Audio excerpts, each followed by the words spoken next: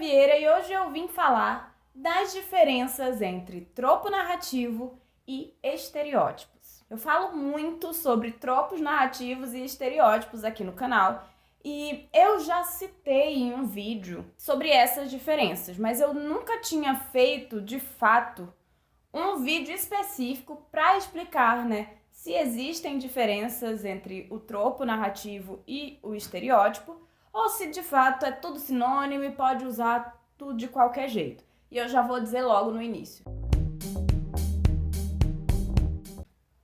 Não são sinônimos, tá? Então são coisas diferentes que um pode ter relação com o outro, mas que na verdade tem funções distintas e um nem sempre é negativo enquanto o outro é. Mas vamos lá, Originalmente o tropo ele é considerado como uma figura de linguagem. Só que o que aconteceu? Com o passar dos anos, e os estudos relacionados à mídia, o termo começou a ser usado também para falar sobre elementos narrativos que são usados até a exaustão, que são repetidos tantas vezes que, enfim, se tornam um padrão recorrente dentro das narrativas, E elas podem ser narrativas, enfim, audiovisuais, mas elas também podem ser narrativas literárias. O tropo, ele existe em mais de uma forma de mídia. Óbvio que, sim, aqui no canal eu falo basicamente sobre audiovisual, então eu falo muito de tropos narrativos que são usados no cinema, na televisão, Enfim, mas que não são necessariamente exclusivos dessas mídias. Eu já falei aqui do tropo da mulher da geladeira e, assim, é um tropo que começou na HQ do Lanterna Verde, sabe? Então, assim, a gente tem realmente essa repetição, sabe? Desses recursos narrativos em todo tipo de mídia. Os tropos, eles podem aparecer nos personagens, como eu fiz um vídeo recentemente falando sobre o adorável nerd misógino, e isso aparece, enfim, nos personagens, A gente vê que o adorável nerd misógino é um tipo de personagem. Então, essa repetição vai acontecer, enfim, nos filmes, nas séries, nos livros, Apesar de que eu acho que esse tropo especificamente ele é muito recorrente no audiovisual, mas a gente vê essa repetição ocorrendo, várias vezes nos filmes, mas através de um personagem.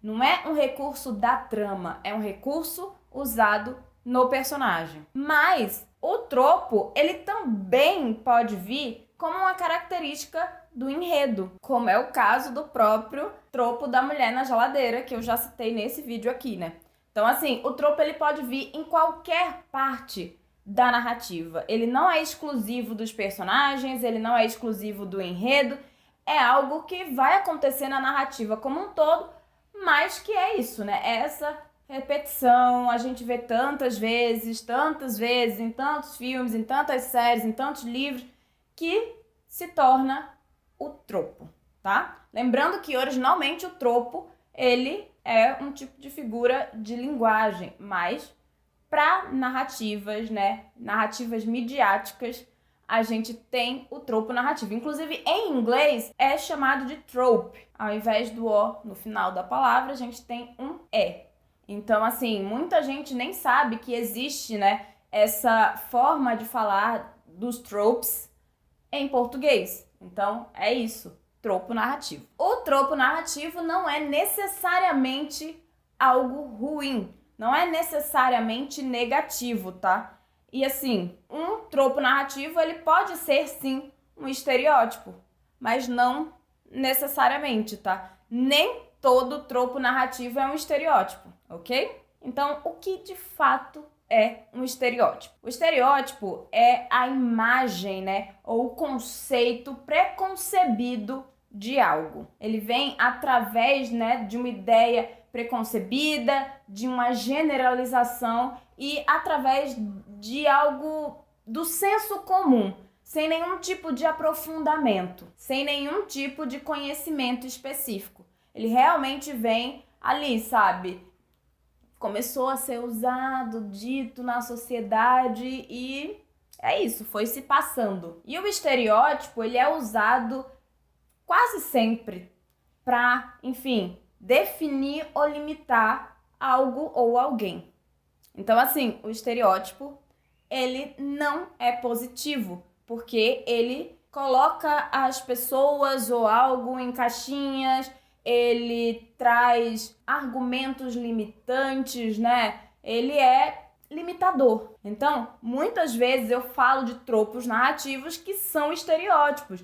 Muitos tropos raciais também são estereótipos, como é o caso do tropo narrativo da mami, que eu já falei aqui, vou deixar linkado aqui em cima o vídeo, caso você não tenha visto.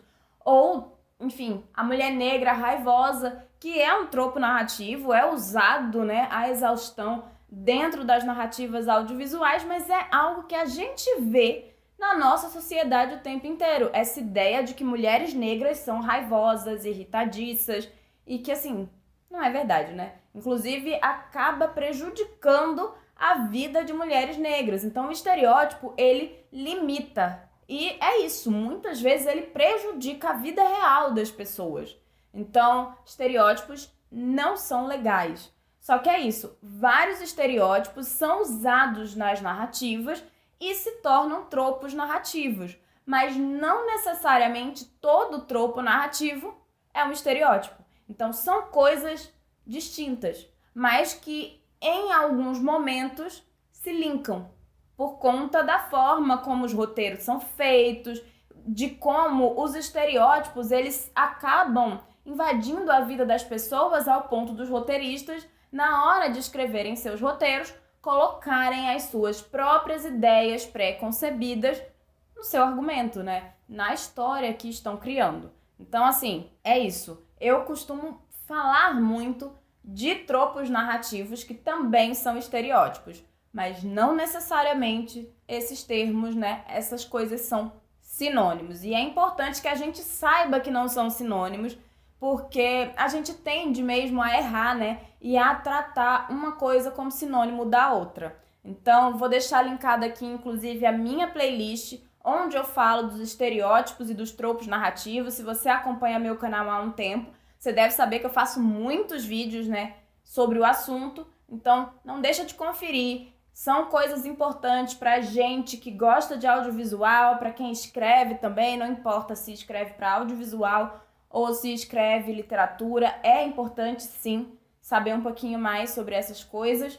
E não esquece de conferir o meu Apoia-se, né, que tá linkado aqui no box de informações, que, enfim, me ajuda muito a continuar produzindo conteúdo aqui no canal. E é isso, tem recompensas muito legais, então não deixa de dar uma olhada. Caso você não possa usar a plataforma, eu também disponibilizo o Pix, então você só me manda uma mensagem avisando, né, enfim, do Pix, que aí eu coloco o seu nome aí nos créditos dos vídeos, te adiciono na newsletter e é isso. Tchau!